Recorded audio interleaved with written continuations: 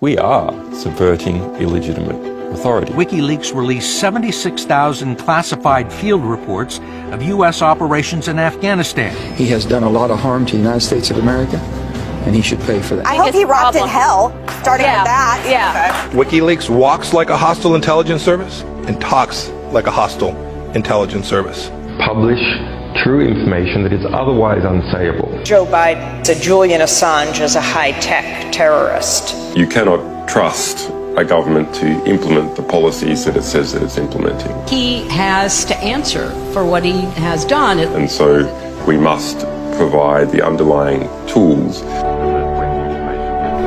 Many establishment journalists in the U.S. consider Julian Assange to be a criminal whose work doesn't fit in the same category as their own. No journalism here. What we have is an act of espionage. The wholesale dumping of WikiLeaks actually isn't journalism. If you help in the stealing of classified material, nothing about the First Amendment is going to insulate you from charges that you stole, regardless of whether or not you publish it. I mean, you learn that day one in news business school. In April 2019, police dragged the WikiLeaks founder out of the Ecuadorian embassy where he lived for 7 years after the U.S. government indicted him for allegedly helping Chelsea Manning access government databases.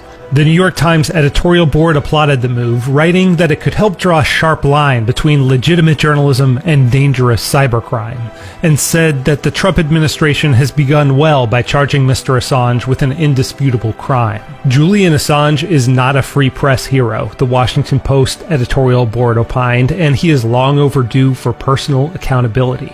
Many in the media revile Assange and WikiLeaks for publishing the DNC and Clinton campaign chairman John Podesta's leaked emails before the 2016 election. He hacked into the Democrats' computers, and that's why Trump won, basically. Timing it, right before the debates. We have to acknowledge how political WikiLeaks and Julian are being here. The disdain is mutual, with Assange regularly describing the corporate press as complicit in hiding vital information from the public.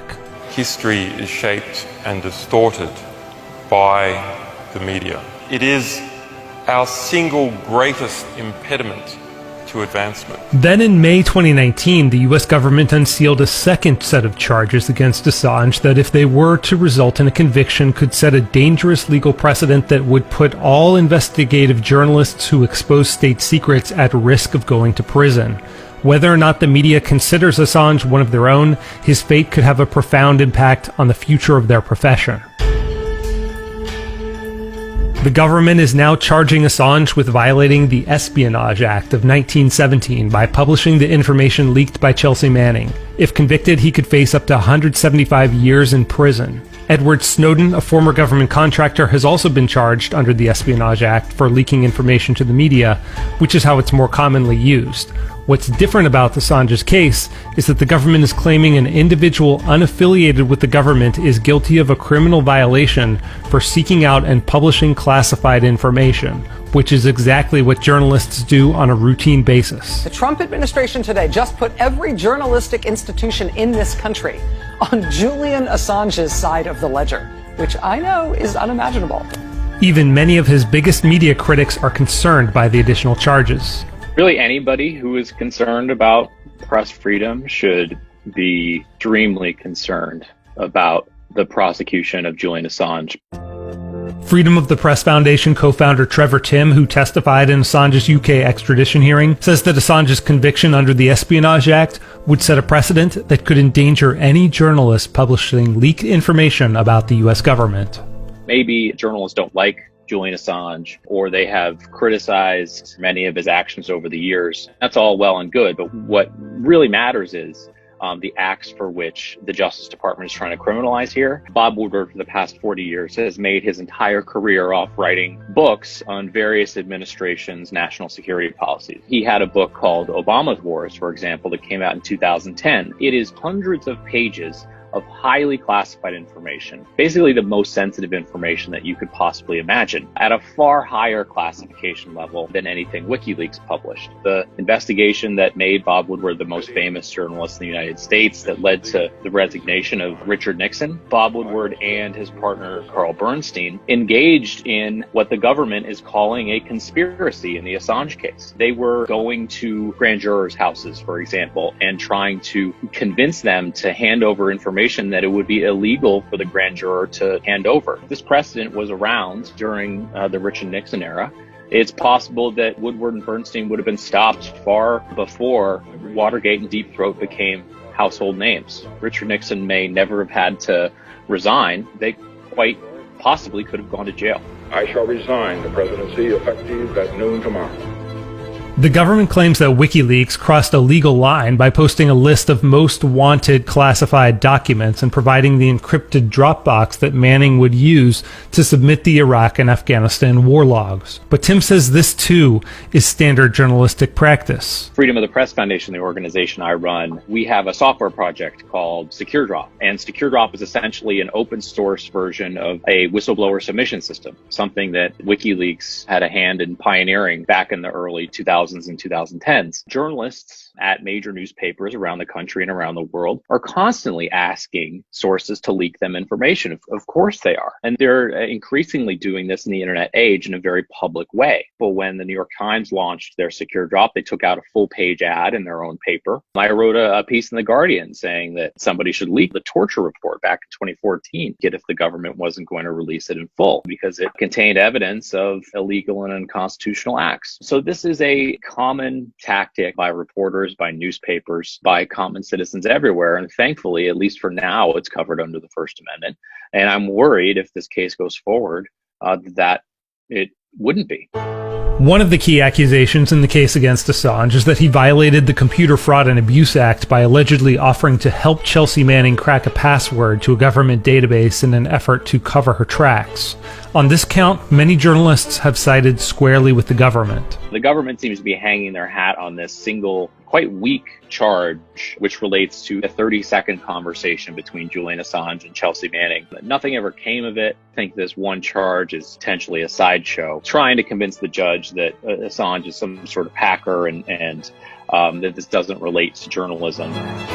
While recognizing that Assange's case is vital to the cause of press freedoms, many journalists have treated him with disdain, often portraying his years-long confinement in the Ecuadorian embassy as self-imposed, a ploy to dodge sex crime charges in Sweden, which were dropped in November 2019. Assange defended himself by claiming he was seeking asylum from extradition to the US, where he would be indicted on charges that would seek to deny him First Amendment protections, a prediction that's been borne out. The years of confinement have taken a toll on his mental and physical health.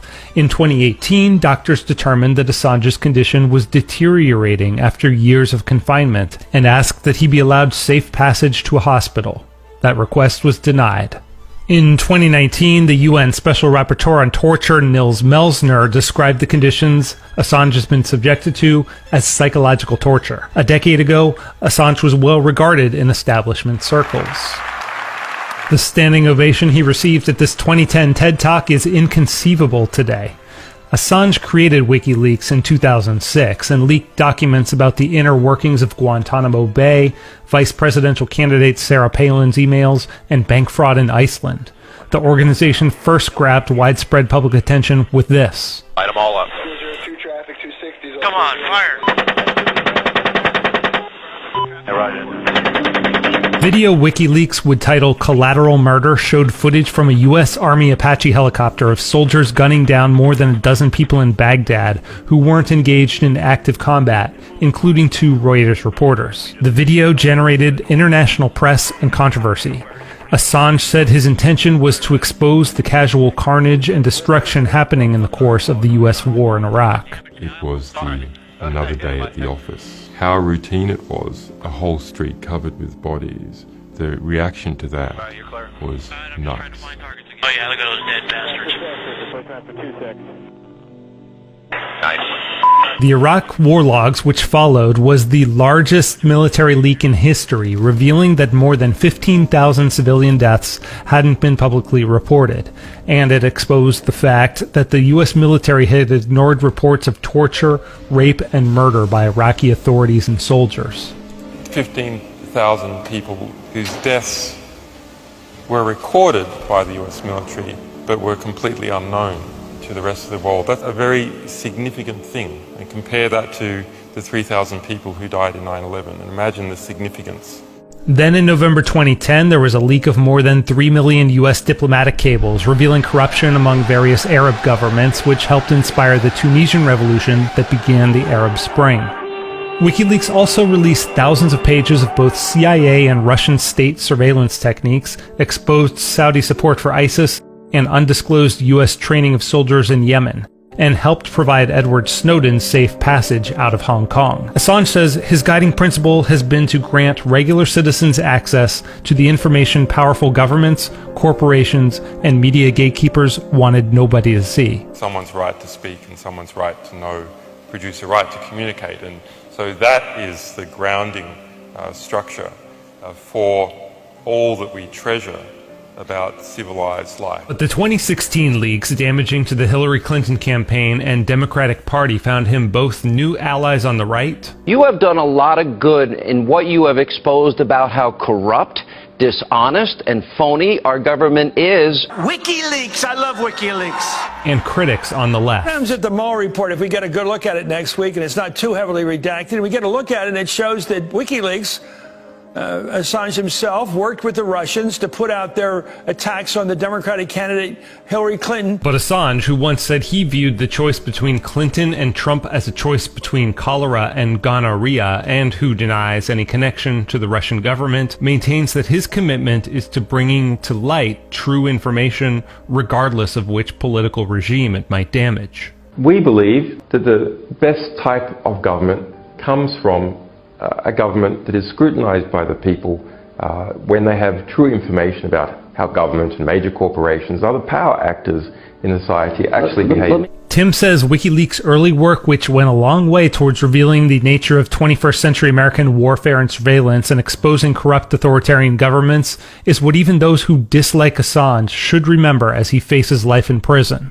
Much like Julian Assange himself, the legacy of WikiLeaks is complicated. They did a lot of good for the world, especially in their early days when they were releasing all sorts of really important stories and really important investigations. I think people kind of forget because their mind is clouded by 2016, the ability of news organizations to run secure submission systems. Prioritizing digital security, this was kind of a thing in 2010 that nobody had even thought of, and now everybody's doing it. The ability to create these large coalitions of news organizations who are going over huge data sets. We can look to investigations like the Panama Papers, for example, where there's a whole bunch of news organizations working together. This was not something that was happening very often before WikiLeaks partnered with the New York Times, the Guardian, and many other papers. Their legacy is certainly mixed, but there's a lot of good things, a lot of lasting things that have actually come out of how WikiLeaks operated. Assange remains in a London prison, confined to his cell for 23 hours a day, according to WikiLeaks editor-in-chief Kristen Hrafson. He's awaiting a ruling from the British extradition court, which is scheduled for January 4th. Government whistleblowers such as Edward Snowden, Daniel Ellsberg, John Kiriakou, and William Binney, along with more than 7,600 co-signers to an open letter, have called for President Trump to drop all charges. Throughout his career, however, Assange has been cynical about the notion that the democratic and judicial process can truly constrain government power and protect individual rights. The citizens of the world need to take matters into their own hands and protect themselves using encryption and other freedom-preserving tools. Slowly, we will end up into a global totalitarian surveillance society. Perhaps there will just be the last free living people, those people who understand how to use this cryptography to defend against this complete, total surveillance.